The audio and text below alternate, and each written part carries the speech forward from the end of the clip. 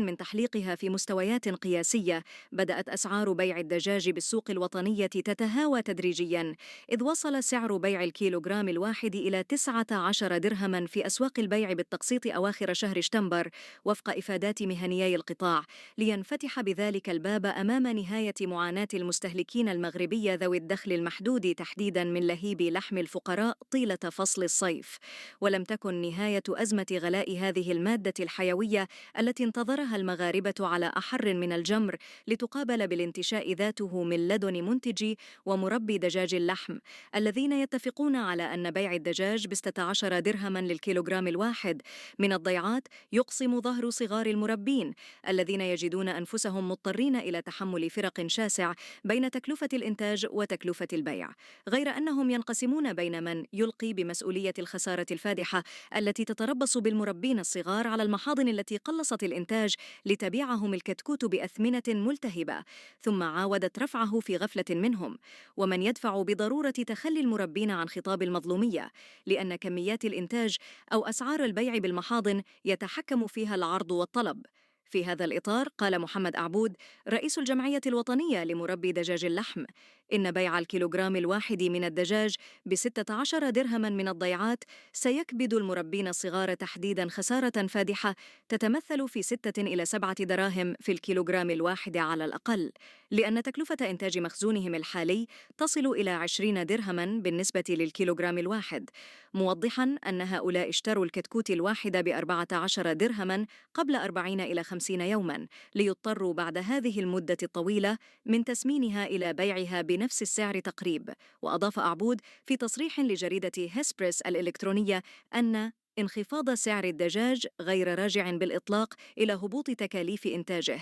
حيث لم ينخفض ثمن الكتكوت إلى 9 دراهم إلا خلال الأيام الحالية، في حين لم ينزل ثمن الكيلوغرام الواحد من العلف سوى ب0.22 درهما، معتبرا أنه مقاطعة المستهلك وتدني الطلب بعد خروج فصل الصيف ساهما بالفعل في هذا الانخفاض، لكن سببه الرئيس هو لجوء لوبيات الشركات الكبرى للمحاضن بعد أن باعت الكتاكيت بأثمنة مرتفعة للمربين الصغار إلى الرفع من حجم إنتاجها ابتداء من شهر 7 في غفلة منهم، مستمرة بذلك في تحكمها في الأسعار والتأثير على ميزان العرض والطلب، وهي الممارسة التي تتحمل مسؤوليتها الفيدرالية المهنية لقطاع الدواجن التي تنضوي هذه الشركات. وأورد المتحدث ذاته أن ثمن الكتكوت وصل إلى 7 دراهم هذا اليوم، وقد يستمر في الانخفاض خلال الأسابيع المقبلة بسبب توجه المربين الصغار والمتوسطين نحو مقاطعته، لأن السعر الحالي للدجاج لا يحفزهم على الإنتاج،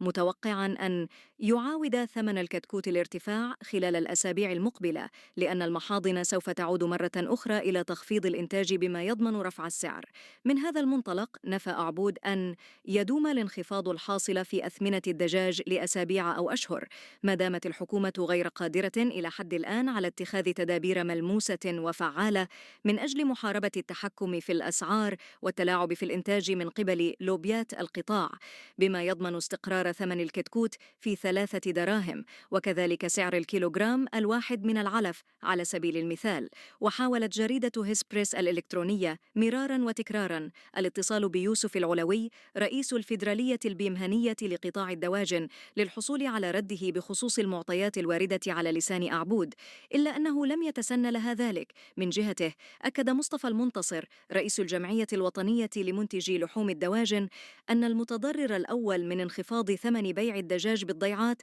هم صغار المربين الذين اشتروا الكتكوت بثمن 14 درهما ليجدوا أنفسهم بعد أكثر من سنة الشهر من التسمين بالأعلاف التي التهب سعرها مضطرين إلى بيع الدجاج بسعر ما بين 14 و15 درهما للكيلوغرام الواحد، مسجلا أنه بذلك فإن هؤلاء هم من يتحملون الفرق الشاسع بين تكلفة الإنتاج المرتفعة وتكلفة البيع. وقال المنتصر في تصريح لجريدة هيسبريس الإلكترونية إن مسؤولية المحاضن ضمن هذا الوضع الذي وجد فيه الكساب نفسه لا يمكن نكرانها كلية، مستدركا أن المربين بدورهم يجب أن يتخلوا عن لعب دور الضحية دائما،